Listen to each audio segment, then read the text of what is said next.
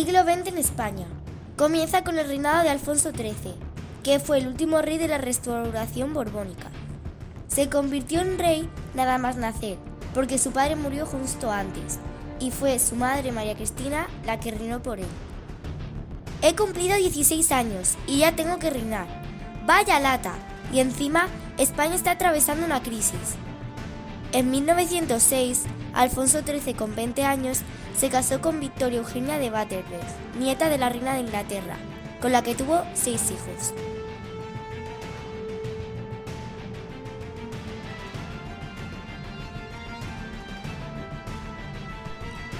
Durante su gobierno, España sufrió graves conflictos y situaciones de crisis que terminaron con el sistema de la Restauración. Huelgas como la de 1917. Los nacionalismos. Algunos territorios reclaman su autonomía: Cataluña, País Vasco y Galicia. La Guerra de Marruecos. España controlaba una de las regiones de este país, el Rif, pero sus habitantes se sublevaron contra el ejército español. Muchas personas, campesinos y obreros, fueron obligadas a incorporarse al ejército para luchar. Los obreros, padres de familia que eran obligados a reclutarse, se rebelaron. Se cortaron las vías de ferrocarril, se incendiaron edificios religiosos y se produjeron todo tipo de disturbios.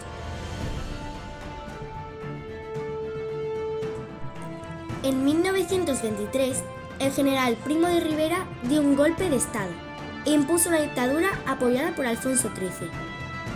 Primo de Rivera disolvió las Cortes, suspendió la Constitución de 1876, prohibió los partidos políticos y los sindicatos y estableció un gobierno militar.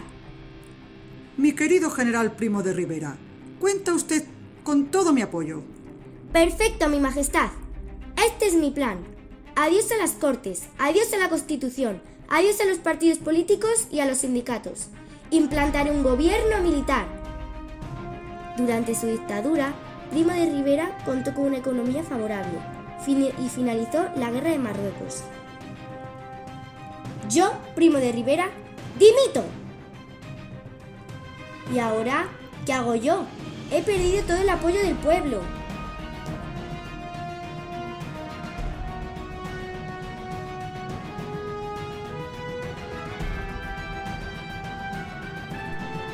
El 14 de abril del 31 se proclamó la Segunda República. Se nombra como presidente a Aniceto Alcalá Zamora y se aprobó una nueva Constitución. Como consecuencia de esto, Alfonso XIII tuvo que abandonar España. Por primera vez, la mujer tiene derecho al voto. Se proclama la separación entre el Estado y la Iglesia y la España de las autonomías con la aprobación del Estatuto de Autonomía de Cataluña y el País Vasco.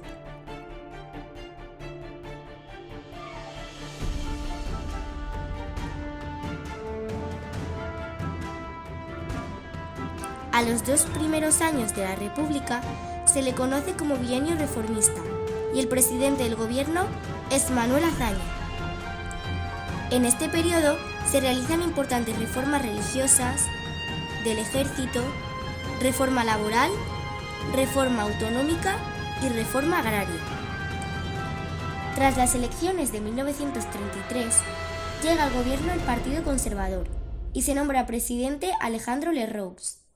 Se frenan las reformas y tiene que hacer frente a revueltas en Asturias y Cataluña. En el año 1936 obtiene la victoria el Frente Popular, coalición de izquierdas. Se nombra presidente de la República a Manuel Azaña y se propuso continuar con el proceso reformista republicano.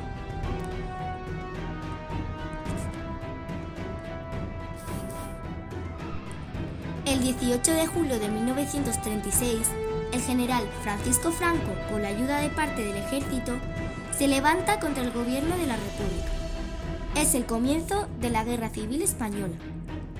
España se divide en 2 zonas: la zona republicana o roja, partidarios de la República, y la zona nacional, sublevada o azul, contrarios a la República. Tras 3 años de guerra entre hermanos, obtiene la victoria el bando nacional, el 1 de abril de 1939. Es el comienzo de la dictadura de Franco.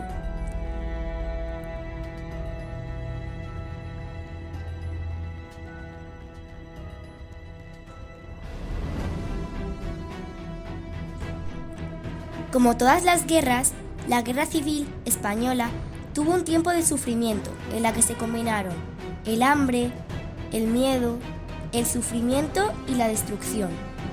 Las consecuencias de la guerra fueron cientos de miles de muertos y una sociedad dividida entre vencedores y vencidos.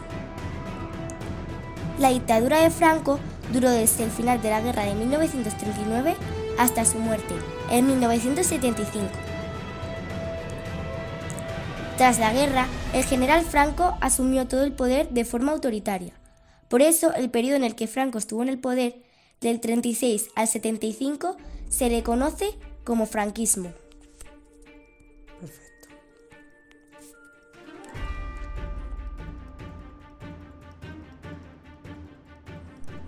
A lo largo del siglo XX, también surgieron movimientos feministas que lucharon por que incluyeran a las mujeres en la democratización de la sociedad. Las mujeres de toda Europa reclamaron el derecho al voto y la igualdad de derechos entre hombres y mujeres. La mujer vivía en condiciones de inferioridad de derechos en cuanto al hombre. Trabajaban en la agricultura, servicio doméstico y como obreras en las fábricas y las minas. Sus puestos de trabajo eran a menudo poco cualificados y sus salarios eran muy inferiores a los de los hombres. No podían administrar sus propios bienes, no podían ser propietarias de un negocio. Estas mujeres luchadoras fueron las llamadas sufragistas. En España destacaron Clara Campoamor y Victoria Kent. La Constitución de 1931 otorgó el sufragio a las mujeres españolas y estas pudieron votar por primera vez en el año 1933.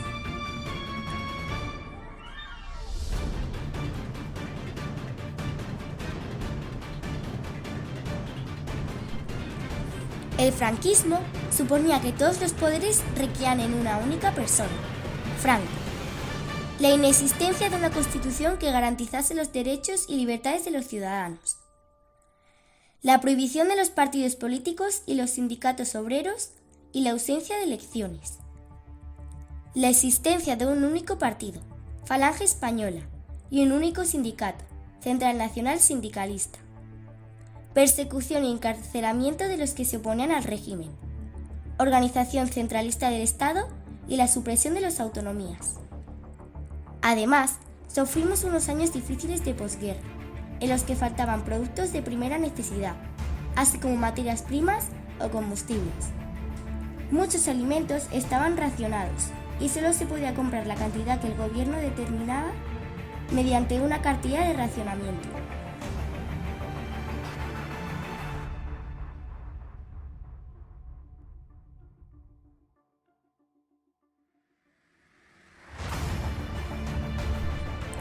A partir de 1953, España se abrió al exterior y fue reconocida internacionalmente. En la década de los 60 se generó una etapa de desarrollo económico. Esto provocó un éxodo rural, crecimiento de las ciudades, aumento del consumo y la educación obligatoria y gratuita hasta los 14 años. Posteriormente, en 1992, se alargó hasta los 16. También, en el siglo XX, hubo importantes avances científicos y técnicos, como podemos ver en el menaje del hogar, en los transportes, sistema de comunicación o los mass media. Cerrando así el siglo XX, hasta el final del franquismo y el principio de la democracia.